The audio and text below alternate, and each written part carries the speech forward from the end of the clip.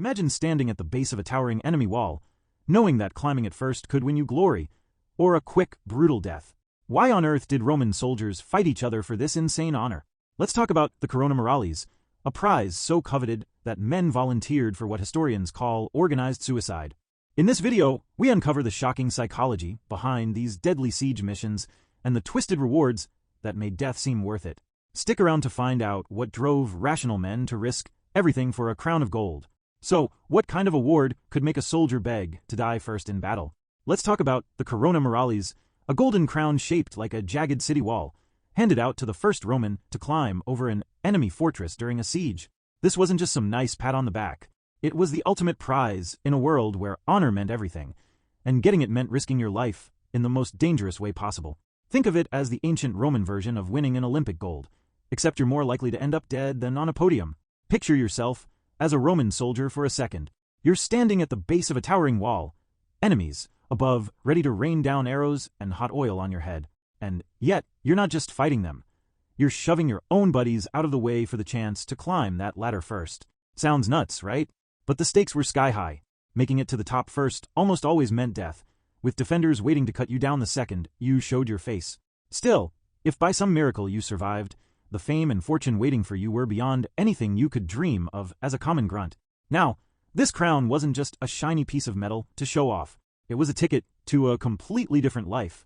Surviving winners got respect, wealth, and a name that would echo through history. But here's the kicker.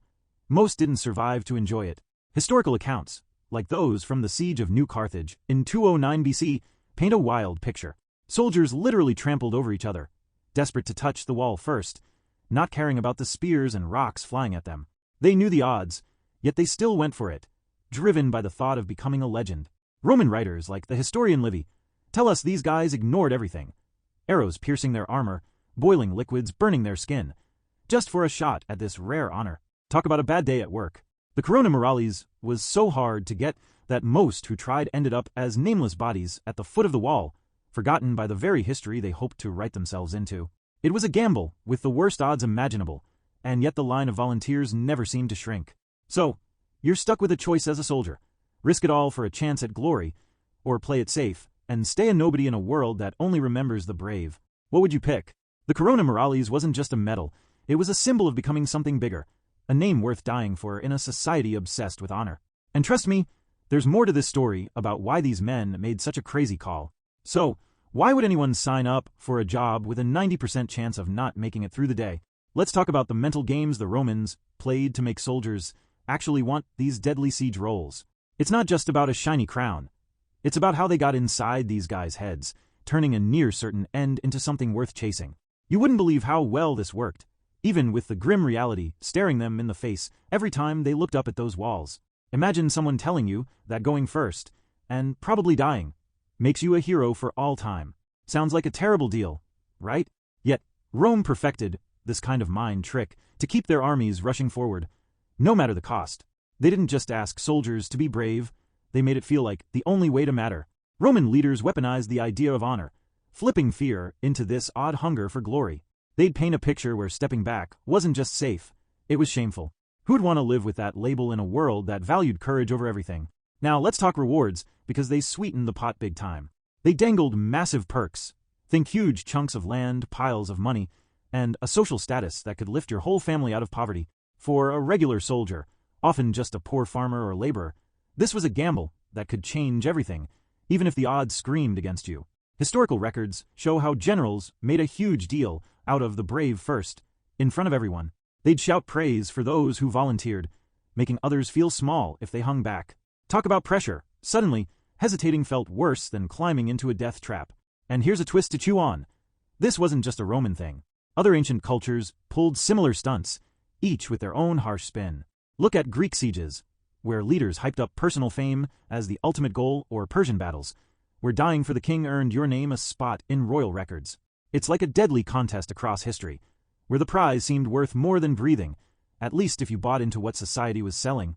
This wasn't a one-time trick, it was a common way to push warriors into impossible fights. The real challenge here is seeing how deep this manipulation went. Romans didn't just hand out prizes, they built a whole way of thinking where rushing to be first felt like the only path to respect. It's kind of unsettling to think about, isn't it? How they molded men into believing a quick farewell was worth eternal admiration. And trust me, there's even more to unpack about what it took to actually make that climb under such twisted encouragement. So, what did it really take to be the first guy on the wall? Let's talk about the gut-wrenching reality of climbing a rickety siege ladder while enemies are doing everything to send you to an early grave. It's not just a bad idea. It's a nightmare from start to finish. You wouldn't believe the sheer terror of those moments, knowing one wrong step or a lucky shot from above could end you before you even got close to the top. Picture yourself halfway up that ladder, heart pounding, with arrows whizzing past your face and heavy rocks crashing down around you. Defenders are waiting at the edge, spears ready to stab you the second your head pops over. Talk about a bad day. Every rung feels like a gamble, your hands sweaty, legs shaking from the weight of your gear. You've got no safety net, just a flimsy shield if you're lucky, and the screams of falling comrades below to keep you company. It's the ancient version of a solo mission in a video game, except there's no restart button if you mess up. One slip, and you're done. Now, let's walk through this horror step by step. Roman soldiers often climbed with almost zero protection, wearing basic armor that couldn't stop a well-aimed arrow or a boiling pot of oil dumped from above. They hauled heavy swords, sometimes ladders themselves, making every move slow and painful.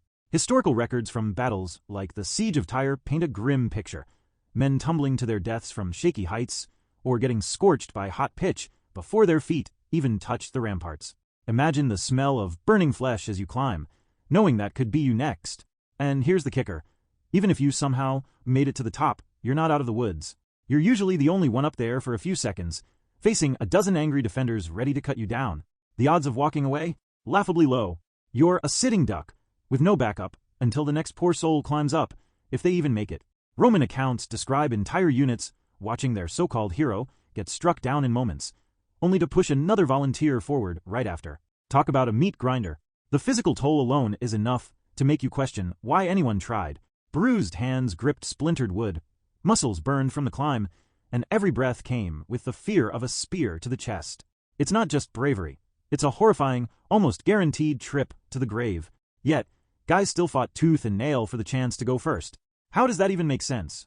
Stick with me, because there's a bigger picture here about what pushed them into this madness.